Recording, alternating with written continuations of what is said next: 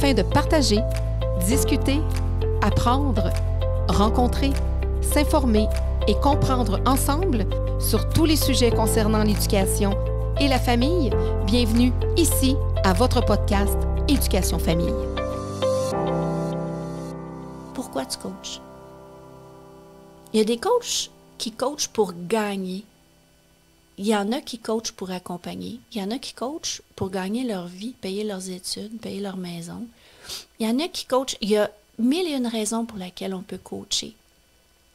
Mais être coach dans la vie, là, c'est un rôle aussi significatif jusqu'à un certain point que d'être parent ou d'être enseignant.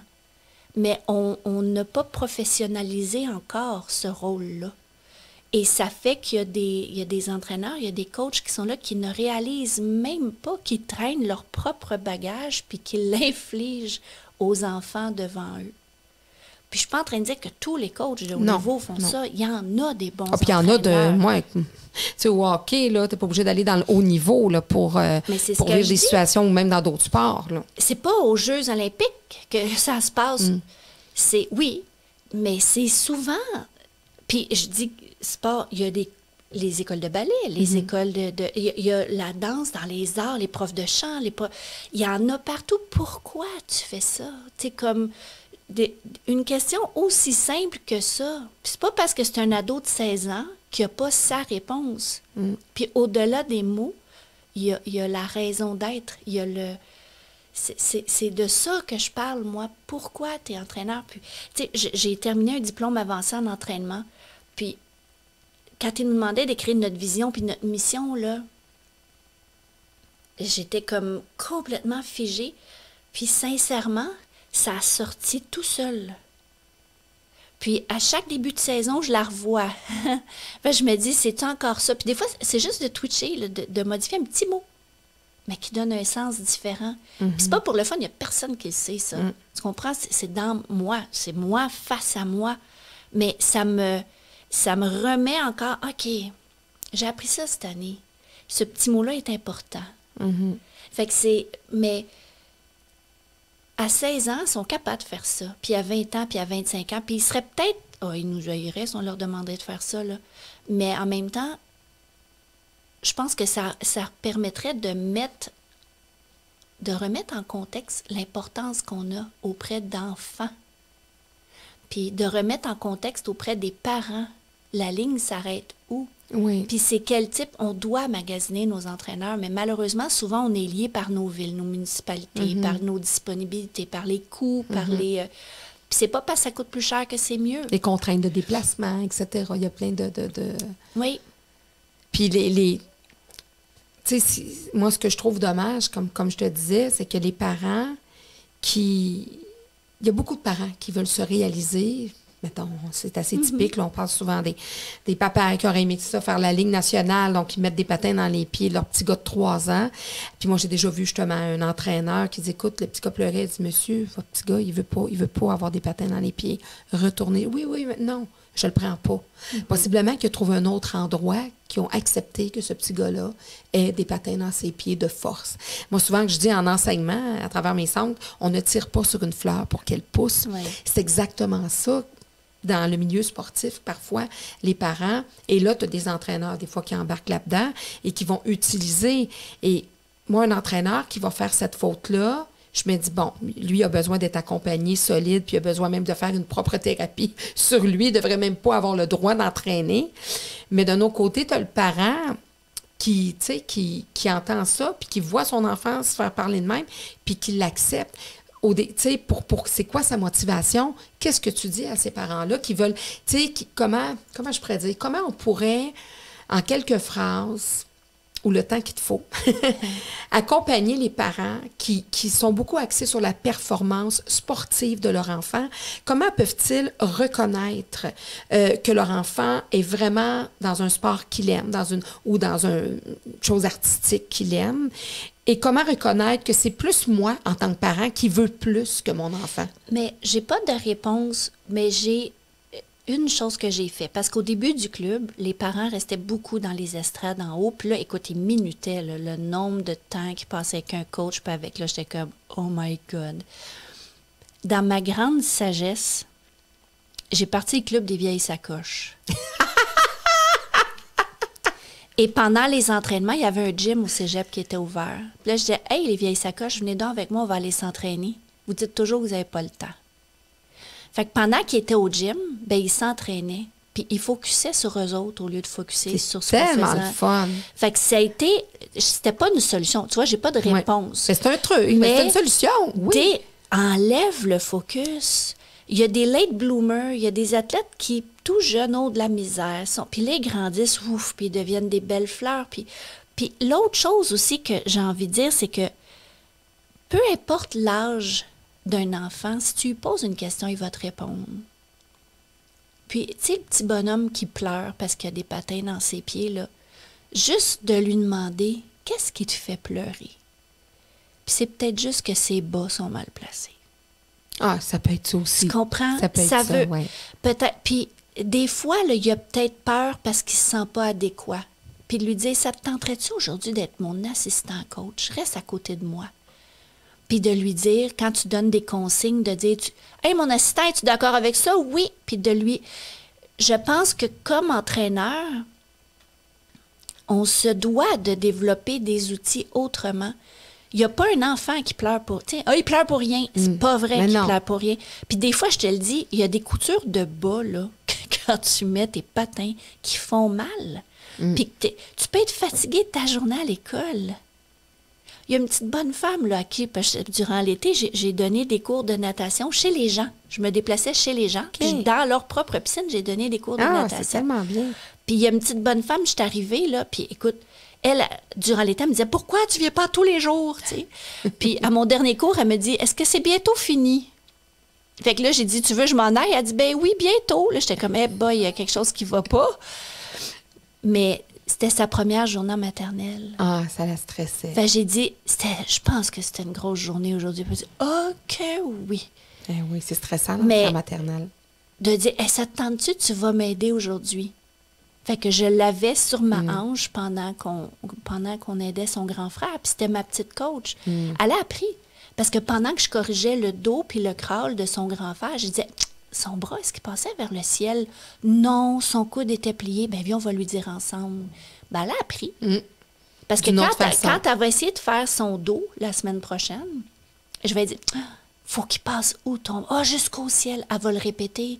Fait que c'est pas une perte de temps. C'est de prendre... Qu'est-ce qu'elle a à m'offrir comme temps, comme disponibilité, comme énergie? Ben je vais le maximiser. Fait que c'est de...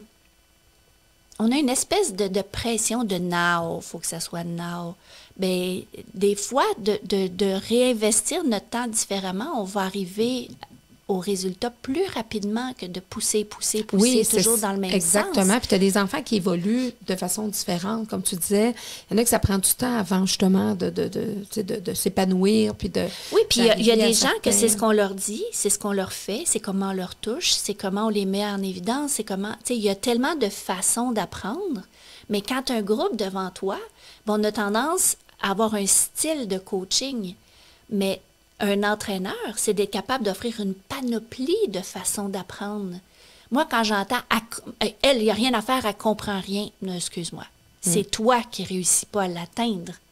C'est toi qui ne réussis pas. C'est frustrant. C'est le rôle de l'enseignant, c'est le rôle du coach de trouver les façons pour que l'apprenant puisse bien comprendre. Mais il n'y a pas un enfant qui est épais, là. Non. Mais il y a une façon d'apprendre, il y a une vitesse d'apprentissage. Est-ce qu'il faut que tu y mettes la main sur l'épaule parce que cette personne-là a un TDA? Puis juste de mettre la main sur la main. J'en ai 8 devant moi, il y en a toujours une qui suit la mouche que personne ne voit. Là, puis juste de mettre ma main sur sa main, pour parvenir à moi. Puis je remets la main sur la main. À chaque fois, je crée un contact. J'ai jamais arrêté de parler, mais je la ramène à moi. C'est épuisant. Mais en même temps, je ne l'ai pas chicané, j'ai pas dit hey, « as-tu fini? As-tu... » C'est juste de... Être entraîneur, c'est de vouloir le meilleur pour tous les athlètes. Puis des fois, c'est justement ces petites perles-là, ces petits diamants bruts-là qu'on peut réussir à aller polir, qui vont pouf, puis qui vont gagner en confiance en eux, en performance, en résultat, en fierté, en sentiment d'appartenance. Mais de manière sainement. Mais c'est difficile, puis c'est des années c'est des années d'expérience, d'expertise, d'observation, d'humilité. De vécu. De vécu aussi. Et puis, c'est important comme entraîneur d'avoir des mentors, de regarder, d'observer, puis de dire ça me convient pas, je me sens pas à l'aise avec ça, ou ça, j'y crois pas, c'est pas mes valeurs. Puis de poser des questions. Je fais face à telle situation. Avez-vous c'est... Pour moi, c'est un des plus beaux métiers du monde. Ah oui, à enseigner, apprendre. Puis écoute, tu sembles être vraiment une très bonne pédagogue. Donc, tu as évoqué beaucoup de trucs, beaucoup de... C'est parce que naturellement, c'est pas ta formation, si on peut dire. Tu l'as de manière innée, la pédagogie, parce que justement, tu as évoqué certains trucs qu'on va utiliser justement avec des élèves plus turbulents, quoi que ce soit, en classe, avec le toucher, etc. Puis ça, ben oui, ça s'apprend. Mais on peut l'avoir de façon innée aussi. Puis ça, ben, t'en es la preuve vivante. Puis t'aimes ce que tu fais. J'adore ce que je fais. Donc, mais j'aime les enfants, j'aime les gens. Je suis curieuse. J'aime apprendre, j'aime comprendre. Tu sais qu'un enfant, on avait commencé là tous les matins. On demandait aux enfants de remplir un petit calendrier. Puis c'était la tête, le cœur, puis un petit zzz, comme pour le sommeil. Puis je voulais qu'ils mettent de 0 à 10. Est-ce que ça te tente d'être là? Dans ta tête, est-ce que ça te tente d'être là? Est-ce que ça, c'était le cœur? Est-ce que ça te tente? Comment est ton corps? Puis est-ce que tu as bien dormi? Parce que nous, c'est à 6 heures le matin. Puis on leur demandait de répondre. Puis si j'avais, quelqu'un qui marquait 2 dans le sommeil, moi, c'est l'insomnie, il y a des examens, des choses comme ça, j'en faisais pas un cas. Mais si dans la même semaine, j'avais du 2, du 4, du 3, moi, tout ce qui était en bas de 5, je me disais, il faut que je l'adresse. Mais j'ai réalisé qu'il y a des enfants qui le mettaient parce qu'ils voulaient parler. Ben oui, parce que juste des fois, ils ne savent pas avec hey, qui échanger. Fait que juste de dire, hey, Popoune, tu dors pas bien cette semaine, qu'est-ce qui se passe? Ben là, je pense que mes parents vont se séparer. Oh my God! Fait que c'est là que les choses sortaient. Ah, ça va pas bien avec mon chum. J'ai l'impression que tu m'aimes pas, Sylvie. On dirait que tu m'aimes pas, tu m'en donnes plus des corrections. Oh my God! Pour vrai, j'ai été moins disponible pour toi cette semaine. Ben, t'as raison. Si tu l'as senti comme ça, tu dois avoir raison. Je vais essayer de faire attention. C'est comme, il y a des affaires, puis c'est des 2-3 minutes là, sur le bord de la piscine. Puis justement, puis c'est important parce qu'on travaille avec des humains. C'est pas des machines, on pèse sur un bouton, puis à 3 heures, on l'arrête, puis on repart. Puis ces êtres humains-là, puis là, ça m'amène à t'amener, parce que je sais que tu voulais qu'on parle de santé mentale, parce que les jeunes, ça existe depuis le monde des mondes, des problèmes de santé mentale. Penses-tu qu'il y en a un petit peu plus de nos jours chez les jeunes que dans notre génération, par exemple? Je pense pas qu'il y en a plus. Mais je pense qu'on le diagnostique pas assez, mais on le voit plus, on en parle plus, on est plus aux aguets. Je pense que dans le temps, on ne savait pas c'était quoi, fait qu'on le cachait. T'sais, si on remonte vraiment plus loin, les personnes handicapées, il n'y en avait pas plus avant. Maintenant, c'est juste qu'on les mettait dans les garde-robes. C'est comme les TDAH, les diagnostics de troubles d'apprentissage. Mais on ne disait pas TDAH, mais moi, je te garantis que Sylvain Pelletier, en 4e année B, c'était un TDAH dans le piton, là. Il était tannant, il n'arrêtait pas, mais c'était juste, on l'appelait le tannant. Il était toujours en retenue, puis il était excellent en éducation physique, parce qu'il courait vite, mais c'est sûr, c'est le seul temps qu'il peut sprinter dans les murs, tu sais. Il était hyperactif. Il peut être hyperactif sans que ça paraisse trop. Je pense que dans notre temps, des dépressifs, des tout, c'était présent, mais c'était, il n'est pas vite. Ou on avait des termes pour nommer des choses qu'on ne comprenait pas. Aujourd'hui, on les nomme, ces choses-là, on les catégorise. Il y a différentes conditions qui arrivent à toutes les sauces aussi, il faut faire attention. Mais je pense, juste avec les troubles, en tout cas, je dis encore les autistes, là, les troubles d'apprentissage. Les troubles envahissants de l'apprentissage. Les troubles envahissants du développement. Du développement. Il y en avait dans notre temps aussi, mais on les nommait les handicapés. L'enfance inadaptée. Oui, mais... C'est comme ça qu'ils les appelaient. Quand tu faisais un bac pour aller travailler avec ces élèves-là, on appelait ça, c'est ça, le bac en enseignement enfance inadaptée. Mais ce sont des génies à leur façon, ces enfants-là. Oui. Mais encore aujourd'hui, on ne sait pas trop, parce que ma perception, c'est que en tant que parent ou en tant qu'enseignant ou en tant que coach, on doit leader la session au lieu d'être au service. Puis de prendre nos outils pour mieux accompagner, pour mieux servir. Je suis pas dans sa tête à cet enfant-là, mais elle est belle, sa tête. Puis ces enfants-là arrivent avec des couleurs d'arc-en-ciel qu'on savait même pas qu'elles existaient. Parce que nous, on a nos couleurs qui sont là, qui sont prouvées scientifiquement. Mais ils viennent nous challenger. Puis je trouve ça beau de voir qu'il y a une partie de la société qui s'ouvre à ça puis qui va baisser les épaules à dire c'est pas menaçant, c'est inspirant. On est plus que noir ou blanc. On est plus que 8 couleurs de l'arc-en-ciel. Il y a plein de teintes puis de variations. Puis ces jeunes-là ont à nous apprendre sur nous, sur nos limites, sur nos perspectives, sur des paramètres qu'on se met au nom de quoi? Qu'on est normal. Tu sais, comme je trouve qu'on est dans une belle période d'ouverture par rapport à ça. Parce qu'il y a même des non-genrés. Puis mes filles me poussent à il y a les yels. Tu sais, moi, c'est toutes mes filles qui me montrent ça, là, puis j'en ai côtoyé par l'intermédiaire de mes filles, des yels, puis elles sont beaux, belles, tu sais. C'est juste compliqué quand on leur parle. Puis, tu sais, à un moment donné, ma plus vieille, elle dit, ben là, maman, fais attention, faut pas que tu les choques, ces personnes-là. Mais je dis, écoute, là, s'ils sont choqués parce que je prends pas le bon pronom, ils ont un problème, là. Comme j'essaye d'être ouverte puis de comprendre. Faut qu'eux soient ouverts aussi au fait que nous, ça fait pas partie de nos apprentissages, de notre génération, de notre vécu. C'est un apprentissage pour nous. Puis il faut qu'on ait aussi le temps d'adapter tous ces nouveaux termes Oui, aussi. puis de dire, tu sais, comme ma mère, là, qui dit, moi, tout ce que je veux, là, c'est que les gens soient heureux. Que mes petites filles veulent être avec un homme, une femme, avec les deux. Je veux juste qu'elles soient heureuses. Mes parents, là, ils ont 70 et 82 ans, puis on a ces discussions-là. Là. Mais entre ça, puis utiliser le bon pronom, là, je dis, on peut juste laquer un accepter peu. puis reconnaître qu'effectivement, ça peut exister. Puis là, faire un débat. Écoute, ça fait combien d'années qu'on parle de non-genré, de il, de elle, de yel? Tu sais, ça fait 5 ans, même pas. Mais pendant 500 ans avant, il y avait 2 choix. Tu es un homme ou une femme. Exact. Puis là, en 5 ans, il y a des yels. Fait que, mais je trouve ça extraordinaire. En 500 ans, on fera attention aux pronoms. On va être au robot. On va être à quoi? Fait que je trouve que c'est une belle période. C'est quelle marque, toi? On va être des marques. Ou ton nombre de voltage ou de watts, tu sais. T'es une 2 watts, une 100 watts? Je l'ai pas une hybride. Moi, j'aimerais ça être une hybride. Oui. Et on revient sur la santé mentale. C'est bon parce qu'on va avoir un petit éclat de rire.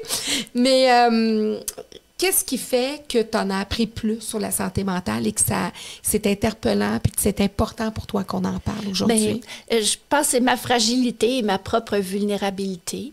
La vie. Je ne peux pas le cacher. Mon fiancé s'est suicidé 4 jours avant que je parte pour les Jeux olympiques. Tout le monde le sait. Puis j'ai vécu ce drame-là en direct dans les médias. Là. Ma détresse, mon deuil, mon incompréhension, ma souffrance s'est vécue live devant tout le monde. Et se vit encore parce que j'ai décidé de ne pas m'en cacher. Puis ça fait 29 ans cette année. Puis, j'ai toujours un nuage qui part. Toutes les 18 juillet, il y a un nuage qui passe dans ma vie. Ah oui. Qui a une importance différente. Il y a des années où j'ai vraiment la larme à l'œil. Il y a des journées où j'ai de la colère. Il y a des années où c'est plus... je suis plus zen. Mais est-ce qu'on peut en guérir? Je ne veux pas décourager personne, mais moi, je ne veux pas en guérir. Pourquoi? Parce que cet événement-là me fait réaliser qu'être en vie, c'est un choix. Puis, moi, j'ai fait le choix d'être en vie. Puis ça donne une valeur à la vie qui est inestimable. Il a fallu que je passe à travers ça pour le réaliser. Fait que, puis il me manque Sylvain. Puis j'aurais aimé pouvoir lui poser des questions, puis mieux comprendre, puis l'accompagner, mais c'est son choix, ça lui appartient. Ça a eu un impact immense sur ma vie, mais ça remet tellement en perspective la valeur de la vie. Mhm. Puis, comme je l'exprimais en tout début, ben, il a fallu que je passe à travers ça pour être la femme que je suis aujourd'hui. Avec ma perspective de la vie, ma perspective du futur, les choix de ce que je fais, de ce que je fais pas, de pourquoi je fais les choses, pourquoi je les fais pas. Puis, la santé mentale,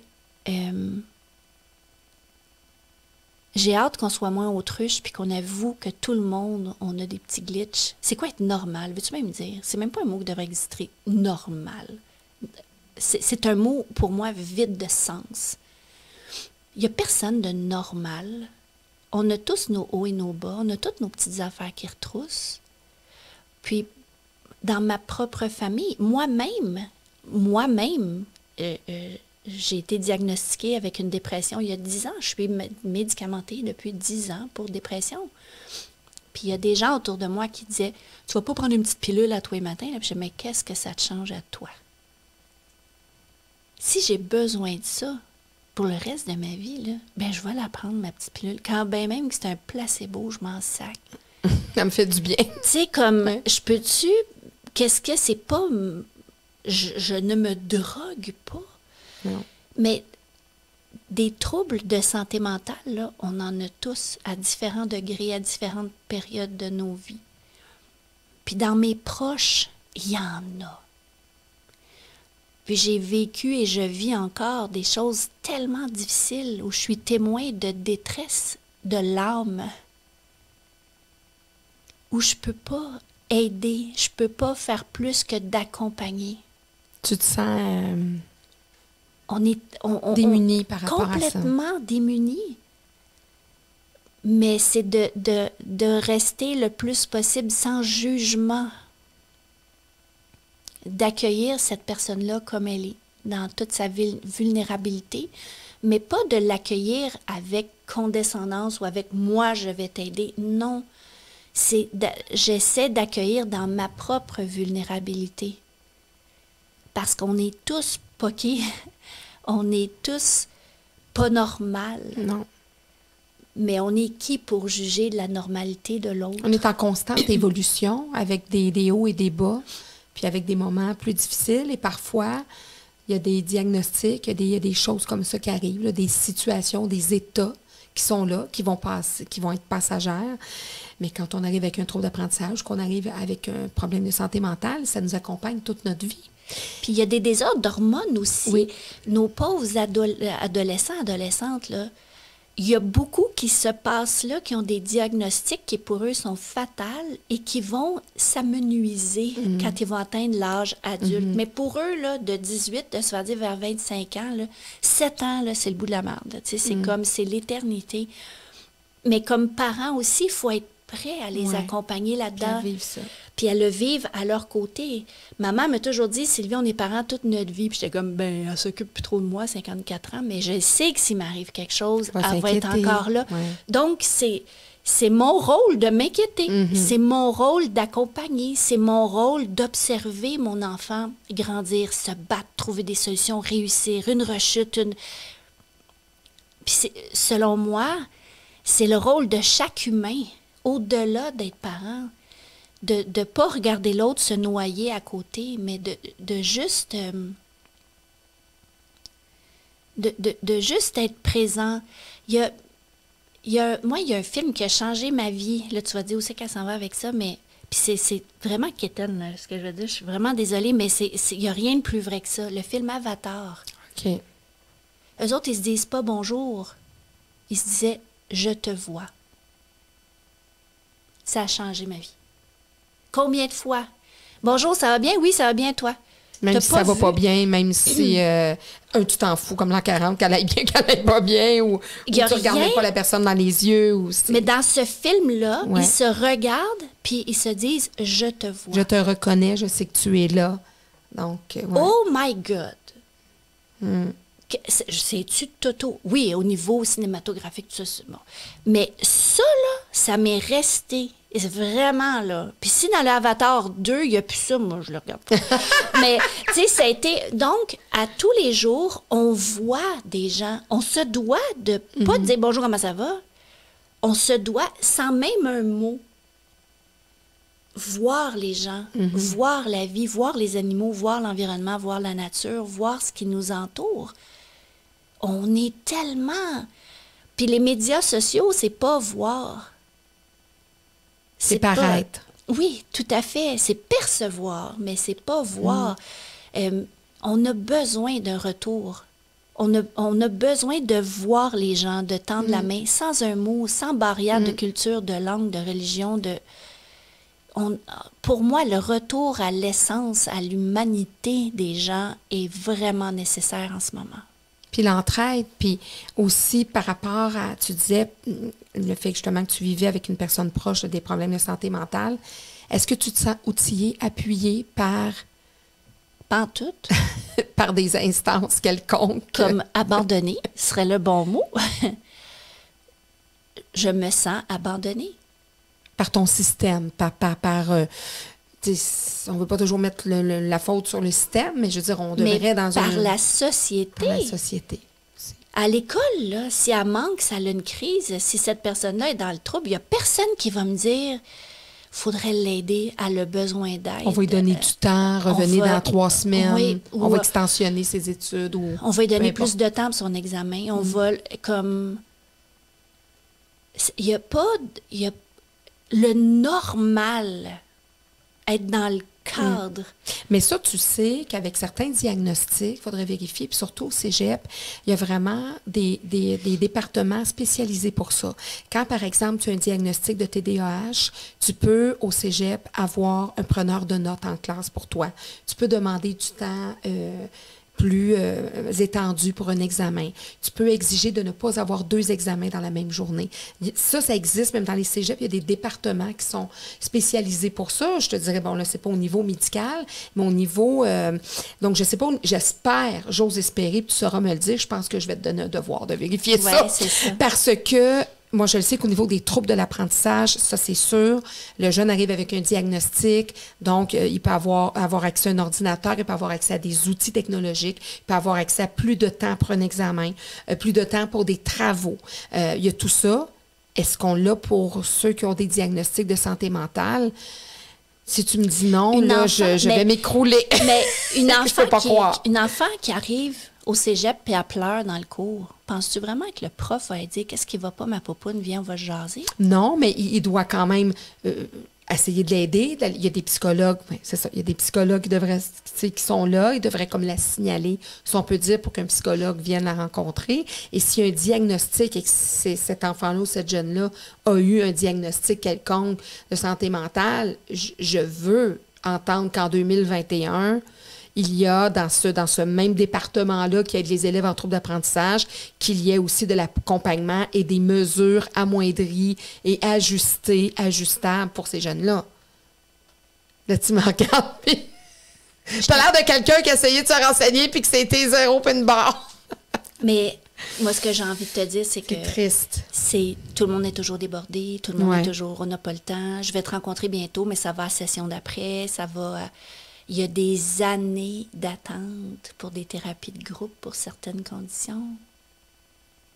Mais quand tu as 18, 19, 20 ans, des années, là, c'est l'éternité où tu ne fites pas, où tu souffres, où tu pleures, où tu es en détresse. Puis pendant ce temps-là, tu coules tes cours au cégep. Puis le premier diagnostic que tu as, c'est « loser ». Non, c'est ça. Weird, est pas... Fait que là, tu commences ta vie, là. T'es une jeune fleur ou un jeune coq. Puis... Oui, fait que c'est mais j'ai pas la solution, là. Non. Mais sauf que de côtoyer de près différents jeunes adultes et adultes différents, c'est pas... Puis ils sont pas différents, ils sont uniques, man. On est tous uniques. On est... C'est pour ça que je t'ai dit, le mot qui m'horripile le plus au monde, c'est normal. Normal. C'est anormal qu'on ait ce mot. Qu'on ait envie d'être normal. Puis la Oui. normalité de qui? Ce qui est normal pour toi est peut-être complètement normal pour moi. Oui. Tu sais, c'est ça qu'il faut comprendre. Bon, mais Faut c'est la remettre dans norme. le OK, contexte. la norme de qui? La norme de quoi? Oui. La norme Au nom de quel prix? Au nom de qui? Au nom de qui? Et À de quel quoi? prix? Oui. Tu sais, qui a Fait que décidé c'est- ça? Pour moi, c'est... Parce qu'en fait, la personne qui est devant toi, c'est la personne la plus anormale. Je me suis sentie anormale toute ma vie. Je venais d'une famille monoparentale, remonte des années 70, là. Les séparations, les divorces, ça n'existait pas. Je te comprends.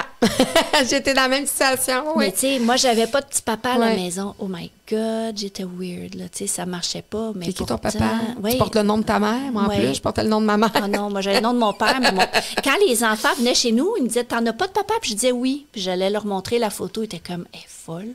Tu sais, comme, mais moi, mon père a toujours été présent. La preuve, je le porte encore sur ma cheville par un tatou. Tu sais, Ah c'est oui? comme, parce que maman m'a toujours dit papa est au ciel.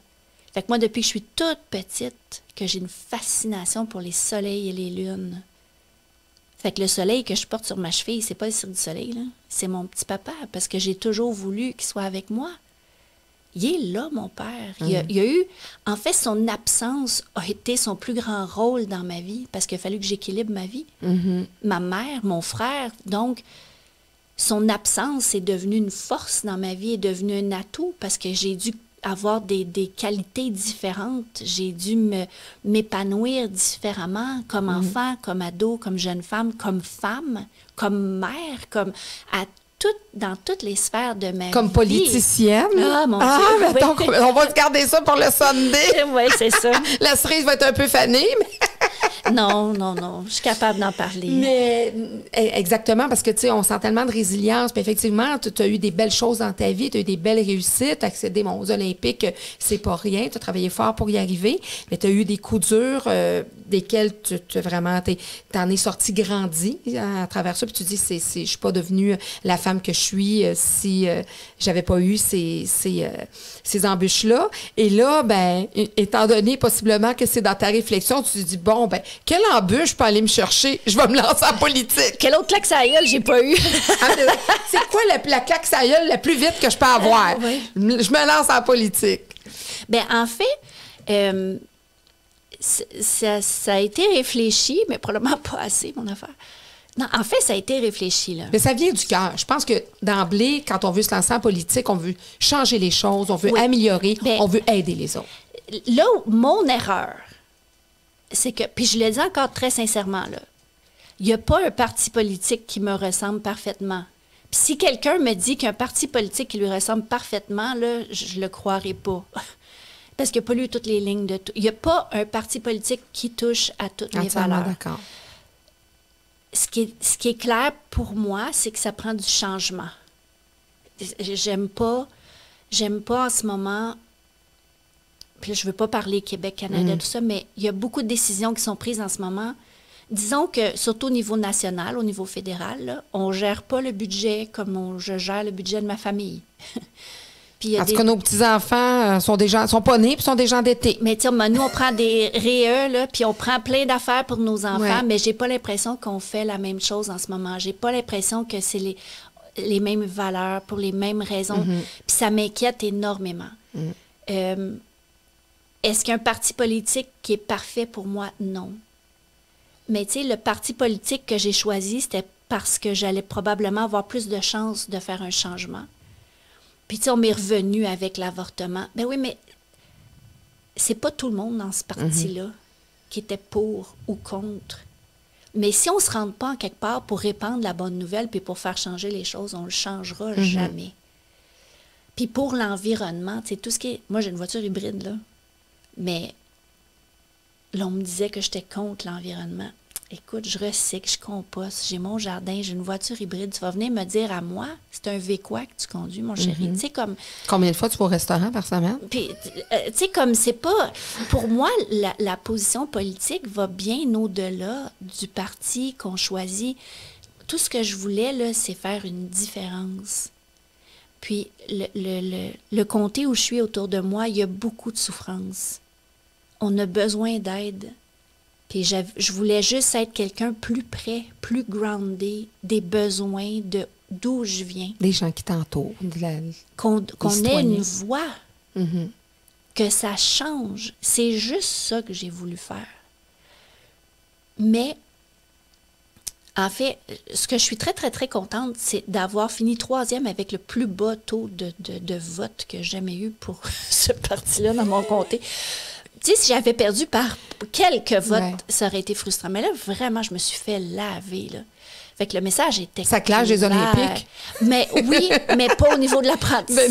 Ben non. Parce que jamais je n'aurais cru ça, mais plusieurs fois par semaine, on me dit, dis-moi que tu vas te représenter en politique, Sylvie, parce que je voudrais voter pour toi. Ça fait du bien, ça. Fait que je me dis, puis il y a beaucoup de gens qui m'ont dit, t'étais avant ton temps. La politique, elle n'est pas ce que toi, tu représentes, mais c'est ça qu'on veut, mais on n'est pas prête comme société à ce que ça soit comme ça. Fait que c'est pas... Ça fait plaisir à entendre. On peut ne pas être d'accord, mais c'est dans la façon.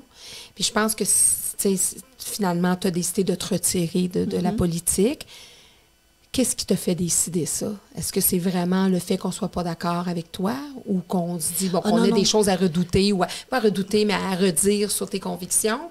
Ou le parti que tu as choisi, etc., ou plutôt la façon dont c'est fait? Moi, c'est tout dans la façon. Oui. J'ai réalisé, je le savais, mais là, je l'ai eu en pleine face, qu'il n'y a plus de place pour le débat sur la place publique puis dans la vie. En tout cas, pas de manière respectueuse et saine. Non. Moi, j'ai adoré mon porte-à-porte. J'ai aimé ça au bout. J'aime le monde. Fait que je me faisais challenger et tout, mais il y en a qui m'ont même invité à souper. Là. C'était vraiment Moi aussi, drôle. c'est ce que je préférais si j'étais en politique. Aller voir le monde. Puis là, ils me challengeaient. Puis oui, mais tu pensais à ça? Puis là, fait que ça, les liens que j'ai créés, c'était vraiment le fun. Puis il y en a, tu sais, que c'était comme moi, puis j'étais comme, bonne fin de journée, tu sais. Fait que tu te dis, il y a de tout pour tous, hein, faire un monde, même la porte d'à côté de chez nous. Mais de pas être en... Moi, c'était comme, t'as choisi ce parti-là, t'es fini. Je me suis fait traiter de traître, qu'on devrait me dénoncer sur la place publique comme traître, que les gens étaient déçus de m'avoir appuyé aux Jeux olympiques, que je méritais pas l'oxygène que je respire, que j'étais comme, mais hey, j'étais une héros hier, j'étais une traître aujourd'hui, puis j'ai pas changé, zéro de qui je suis, de mes valeurs, de ce que je dis, de comment je le dis. J'assume ce que je fais dans la vie, là. Mais juste de me dire, je suis tellement surpris, mais qu'est-ce qui t'a pris? Puis que je puisse l'expliquer. Puis qu'on me challenge, puis que je réponde. Puis après ça, cette personne-là pourra se faire une opinion. Elle peut rester dans ses opinions, elle peut nuancer puis réfléchir, mais c'est la fermeture. Il y a une fermeture de béton. Puis c'est de pas... Les gens qui me challengeaient n'avaient pas d'ouverture, mais on exigeait de moi que j'en ai. Fait que c'est... On t'imposait leur réflexion. Puis Puis parce que j'ai représenté le Québec, il fallait que je sois séparatiste, là. Comme... Mais qu'est-ce qu'il dit si je suis séparatiste ou non? Le oui n'a pas passé 2 fois. Puis si on le passait aujourd'hui, il passerait-tu, si on faisait un autre référendum? Qu'est-ce qu'il dit fondamentalement, ce que je nous souhaite quand? Tu sais, comme, voyons donc, là. Mais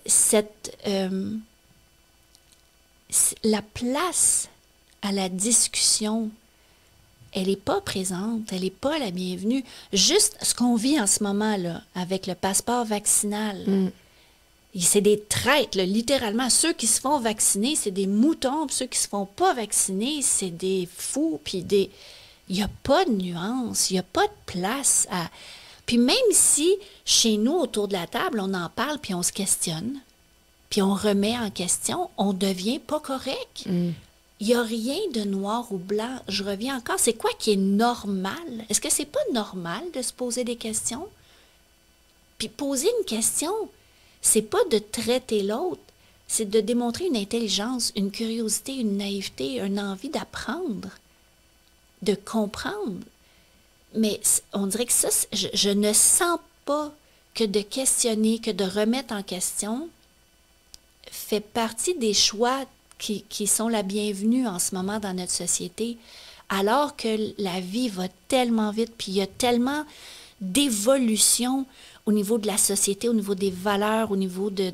C'est à la vitesse grand V. Et on nous enlève le droit de débattre sur la place publique. on nous enlève le droit de C'est questionner. tellement riche des débats quand c'est fait dans le respect, puis avec un échange, puis une ouverture de vraiment de la perception de l'autre, etc. Ça peut lever des montagnes, des beaux débats intelligents et francs, mais dans le respect. Ça fait avancer les choses. Tu sais, combien de fois des discussions comme on a aujourd'hui, puis d'être capable de dire « Hey, je l'avais jamais vu comme ça. Hey, il faut que je dorme là-dessus à soir. » Puis tu sais, je vais repartir, là, puis ça va être comme « Oh my God, je l'avais jamais vu de même. » Est-ce que ça veut dire que je suis faible et que je n'étais pas convaincue? Au contraire, ça veut dire que je veux continuer à grandir, que je vais peaufiner ma réflexion, mes valeurs, mon sentiment d'appartenance, whatever. C'est pas que je suis un mouton, c'est pas que je suis influençable. Oui, je veux être influencée, mais parce que moi, je vais décider qui va me toucher, qui va m'inspirer, qui va m'émouvoir, qui va me... Il y a une espèce... Rigidité, c'est le mot qui me vient. Il y a une rigidité, là, puis il n'y a pas de place pour être différent de la masse. Il n'y a pas de place pour questionner. Il n'y a pas de place pour remettre en question. Et ça me... Mais ça ne m'empêche pas de vivre parce que moi, je le fais de toute façon. Mais je le fais à ma façon. Une enfant à la fois à la piscine. Oui. En tout cas, t'es bien partie avec ce que tu me disais, vraiment. Puis là, étant donné que tu ne seras pas la politique, ça prend beaucoup de temps dans une vie. Oui. Là, fait que tu t'enlignes donc dans tes prochains projets de conférencière. J'en ai pas parlé dès le début, mais tu en as parlé. Donc, ça fait longtemps, ça fait plusieurs années que tu donnes au des moins 100 ans. Mais en fait, ça a commencé au retour des Jeux de Barcelone, mais vraiment comme mon deuxième souffle où ça a été fait plus de façon professionnelle, indépendante. Hein, parce qu'après Barcelone, c'était vraiment par le biais de la Banque nationale. Et là, depuis 2006, c'est vraiment ma conférence à moi. Il n'y a aucune influence de business corporative. C'est vraiment mes valeurs à moi. Donc, ça fait plus de 15 ans que je donne des conférences. Puis en ce moment, je suis en train de me réorienter aussi. La pandémie me fait dire, ben qu'est-ce que je suis, qu'est-ce que je peux devenir, comment je peux aider. Fait que je suis aussi là-dedans. Je suis en train de patauger. Qu'est-ce qui t'intéresse? Qu'est-ce qui t'appelle? Bien, en fait, c'est même pas ce qui m'appelle. C'est ce qui m'est tombé dessus par hasard, mais il n'y a pas de hasard, là.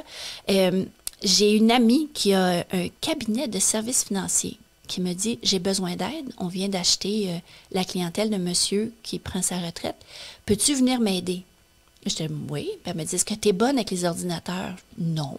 Mon surnom, moi, c'est l'ordinosaure. C'est comme, non. Elle me dit, écoute, je peux pas croire, là, je veux juste qu'on mette des chiffres dans des fichiers Excel. T'es minutieuse? Je dis, ça, oui. Fait que si tu me dis vraiment le protocole, ça, je peux le faire, il n'y a pas de problème. Alors, j'ai été aidée. Et là, j'ai trouvé des erreurs, j'ai fait des suggestions, j'ai posé des questions, j'ai appris. Puis écoute, je suis en train de me lancer là-dedans. Mais c'est tellement pas... j'ai réalisé qu'on aide les gens. Malgré tout, parce que tu vois, moi, je suis surprise de ça. Parce qu'habituellement, quand on aime, on est dans la pédagogie. On est là, c'est ce qui t'anime, là, les élèves, puis de leur toucher, puis de prendre, tu sais, d'être vraiment dans l'humain, tu sais, le porte-à-porte, le contact humain est hyper important. Quand on est plus dans les chiffres, quand on est plus justement dans les finances, on est plus cartésien, on est dans notre bureau, puis là, non, là, tu te vois dans l'accompagnement aussi. Bien, tellement. Je fais des comparatifs de portefeuille.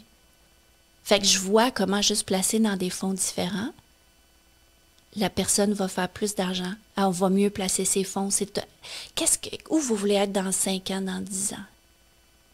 Puis d'essayer de trouver la meilleure façon. Tu les accompagnes d'une autre façon. Puis je réponds au téléphone combien de fois des gens. Là, je comprends pas mes assurances. Là. Mais moi, je me nomme pas. Là, c'est juste le nom du cabinet. Puis il y a un pauvre monsieur. Là, sa femme est décédée subitement. Puis là, vous m'avez envoyé plein de papiers. Je suis pas capable de faire ça. Puis là, il fait chaud. Puis j'étais comme, hey, allez juste vous chercher un verre d'eau, je vais vous attendre. Puis il revient. Est-ce que ça va mieux? Tu sais, prenez une grande respiration. On n'est pas pressé, là. Puis par téléphone, je vais l'accompagner. Puis je comprends rien du questionnaire. Je suis en formation, moi, là. Puis pas plus que lui. Mais sauf que je vais lui dire, moi, je suis en apprentissage. On va apprendre ensemble, OK? Oui. Puis mais tu sais quoi, quand on raccroche, là, il est content, mon petit monsieur. heureux. Puis quand il me rappelle, « Oh, c'est encore vous, je suis content, je reconnais votre voix. » Puis il n'y a aucune des je suis qui. Puis il n'y a pas... Fait que, tu sais, il y a des gens qui appellent, ils veulent l'information, ils veulent comprendre, ils veulent... Mais c'est sûr que ça dépend où on est. Oui. Moi, le cabinet où je suis, on accompagne, puis c'est humain. Mais est-ce que je vais faire ma vie là-dedans? Je ne sais pas. Mais c'est un passage, c'est un passage d'apprentissage. Mais C'est en une ce fille qui aime moment, beaucoup apprendre. Ben oui, j'apprends. Ma courbe n'est pas de même, mais de même. Fait que je m'enligne vers ça pour le moment, mais les conférences reprennent. J'ai encore l'entraînement. J'ai eu une petite émission de télévision sur le web aussi que j'ai adorée, qui s'appelait M'as-tu vu courir? Fait que moi, je suis ouverte à me planter aussi, hein, comme en politique, mais à apprendre, à découvrir. Puis j'ai pas la prétention de dire que je connais tout, que je suis bonne dans tout, mais j'ai la prétention de dire que la vie est courte, puis j'ai envie d'apprendre puis de m'amuser. Mais en tout cas, moi, ce que je peux te dire, Sylvie, c'est que cette rencontre-là, encore une fois, me confirme. Tu disais tout à l'heure que moi, je veux choisir. Tu sais, oui, je veux entendre des choses différentes, je veux débattre, je veux me faire influencer, je veux choisir qui m'influencera. Je peux te confirmer que tu dois certainement être une très bonne influenceuse et que plusieurs personnes vivent du bien en t'écoutant dans tes conférences parce qu'effectivement, tu es super inspirante à travers ton parcours, encore aujourd'hui, même si ça fait déjà presque 10 ans qu'on s'était rencontrés. Oui. Donc, je suis contente de voir la femme vraiment que tu deviens, que tu continues de devenir. Puis je te souhaite vraiment le meilleur. Et moi, naturellement, étant en éducation, je termine toujours mes podcasts en remettant un diplôme, un certificat. Ah! C'est pas une médaille olympique! Mais c'est un petit certificat un petit peu plus personnalisé. Alors, certificat d'engagement décerné à Sylvie Fréchette pour avoir toujours continué de bien porter son étoffe de championne, tant dans sa vie personnelle que sportive, pour sa persévérance et sa détermination qui parfois ont dû être teintées de sa résilience, pour tous ces athlètes qu'elle inspire et accompagne, pour avoir choisi de plonger dans la vie, un petit jeu de mots, pour avoir su nager avec ce que celle-ci lui a apporté. Un autre petit jeu de mots. On continue. Pour tous ces projets qu'elle synchronise avec brio, pour toutes ses réalisations, ainsi que son sourire olympique. C'est dans mes mots. J'achète de poule. Merci vraiment. C'est vraiment une belle rencontre, tellement une belle rencontre qu'on va possiblement avoir 2 parties à notre podcast. Mais écoute, je trouvais ça vraiment inspirant. Puis les sujets que tu voulais aborder, tu es tellement généreuse quand on te rencontre. Alors, merci, puis belle continuité. Puis j'espère te revoir avant 10 ans. Oui, on se reprend avant 10 ans. Je te remercie.